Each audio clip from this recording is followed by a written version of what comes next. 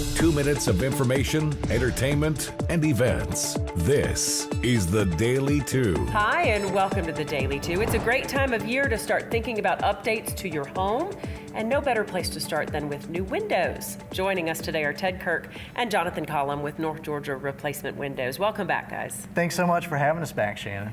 Now, you focus on Infinity from Marvin fiberglass windows. What makes them so special? That's right. First of all, the Infinity from Marvin fiberglass windows are so beautiful.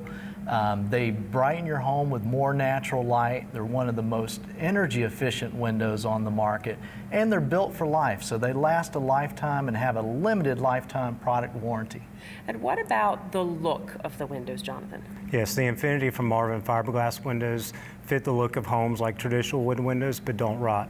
They're not plastic, cheap-looking windows, and the Infinity window also helps complement the architecture of your home's beauty year-round.